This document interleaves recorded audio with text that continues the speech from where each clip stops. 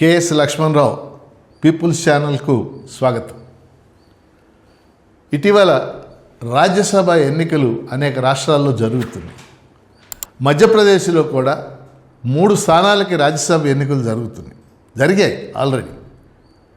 ఇందులో బలాబలాలను బట్టి 2 స్థానాలు భారతీయ జనతా పార్టీ అక్కడ అధికారంలో ఉంది. 1 స్థానం కాంగ్రెస్ గెలుచుకునేటటువంటి బలం ఉంది. అంటే 1 స్థానం ఖచ్చితంగా కాంగ్రెస్ గెలుపొందడానికి అవకాశం ఉంది. కాంగ్రెస్ అధిష్టాన వర్గం అక్కడ శ్రీమతి మీనాక్షి నటరాజన్ని అభ్యర్థిగా ప్రకటించి ఆవిడ చేత నామినేషన్ దాఖలు చేయించింది. కానీ అక్కడ ఉన్నటువంటి రిటర్నింగ్ ఆఫీసర్ అరవింద్ శర్మ అనేటటువంటి ఆయన ఆవిడ నామినేషన్ని రిజెక్ట్ చేసి ఇచ్చినటువంటి అఫిడవిట్లో ఆవిడ మీద ఉన్నటువంటి ఒక క్రిమినల్ కేసుని పేర్కొనలేదు అని చెప్పేసి ఆవిడ నామినేషన్ని తోసిపుచ్చడంతో, రిజెక్ట్ చేయటంతో అక్కడ భారతీయ జనతా పార్టీ అభ్యర్థి 3వ అభ్యర్థిని కూడా వాళ్ళు నిలబెట్టారు. ఆయన ఏకగ్రీవంగా ఎన్నికైనట్లు ప్రకటించడం జరిగింది. ఇక్కడ విషయం మనం గమనించాల్సినది ఏంటంటే, మీనాక్షి నటరాజన్ మీద తెలంగాణలో ఒక చిన్న పెట్టి కేసు అది. వాస్తవంగా ఆ కేసులో ఆవిడికి సమన్లు మాత్రమే జారీ అయ్యాయి.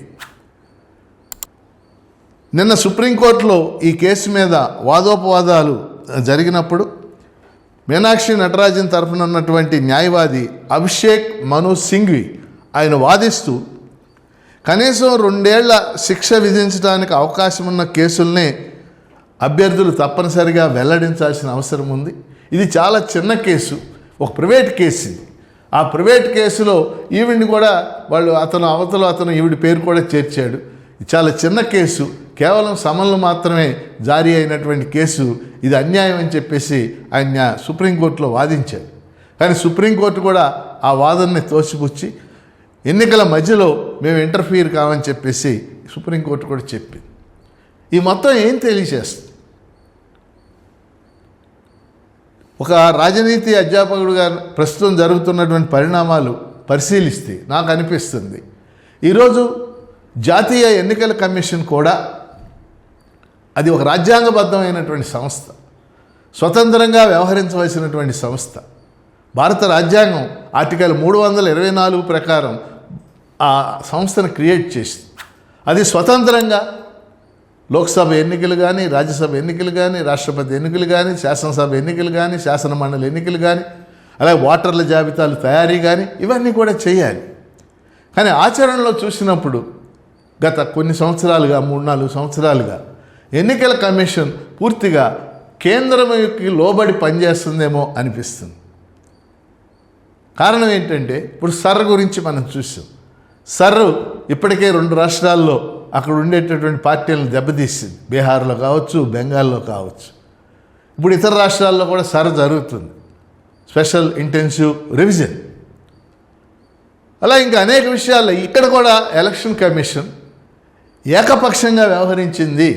మీనాక్షి నటరాజన్ యొక్క నామినేషన్ తిరస్కరణ అనేది అది వాళ్ళు స్వతంత్రంగా తీసుకున్న నిర్ణయం కాదు, ఒత్తిడి వల్ల గురి నిర్ణయం తీసుకున్నారని అనేక పత్రికల్లో వార్తా కథనాలు రావటం మనం చూస్తూ ఉన్నాం. అలాగే సుప్రీంకోర్టు కూడా కొన్ని విషయాల్లో స్పందించడంలో అది విఫలం చెందుతుందేమో అని అనిపిస్తూ ఉంది. ఇప్పుడు ఆయన ఎన్నికైపోయాడు, ఆయనకి సర్టిఫికేట్ కూడా ఇచ్చేశారు. ఇప్పుడు మళ్ళీ ఈవిడ ఎన్నికల తర్వాత కేసు వేసుకోమంటున్నారు వాళ్ళు. ఈ కేసు వేసుకుంటే మనం బోల్డ్ ఎన్నికల కాలమే కేసులు మనం చూసాం. వేస్తే ఆ పదవీ కాలం అయిపోయాక 5 ఏళ్లకో 7 ఏళ్లకో 8 ఏళ్లకో తీర్పులు రావడం అనేది మనం చూసాం గతంలో కూడా. అందుకని ఇది సరైనటువంటి పద్ధతి కాదు. కేవలం ఒత్తిళ్ళ వల్ల ఎన్నికల కమిషన్ బిహేవ్ చేస్తుందని చెప్పేసి ఈ మీనాక్షి నటరాజన్ యొక్క ఈ నామినేషన్ రిజెక్షన్ యొక్క ఉదంతాన్ని తెలియజేస్తూ ఉంది. మరి ఇలాంటి వాటి నుంచే భారత ప్రజాస్వామ్యాన్ని, భారత రాజ్యాంగాన్ని కాపాడుకోవాల్సినటువంటి అవసరం ఉంది. ప్రజాస్వామ్యవాదులు అందరూ కూడా, అది ఏ పార్టీ అనేది కాదు ఇక్కడ పాయింట్. కానీ కేంద్రంలో అధికారంలో ఉన్న పార్టీలు రాజ్యాంగ వ్యవస్థను లోపరుచుకుని ఈ విధంగా చేయటం అనేది కరెక్ట్ కాదు. మీనాక్షి నటరాజన్ మీద ఉన్నటువంటి కేసు గురించి అనేక పత్రికల్లో వార్తలు కూడా వచ్చినాయి. దానికి సంబంధించి అది చాలా చిన్న కేసు, క్రిమినల్గా అది ఎఫ్ఐఆర్ కూడా దాఖలు కాలేదని కూడా కొంతమంది చెప్తున్నటువంటి పరిస్థితి. అందుకని ఆవిడ నామినేషన్ తిరస్కరించడం అనేది కరెక్ట్ కాదు.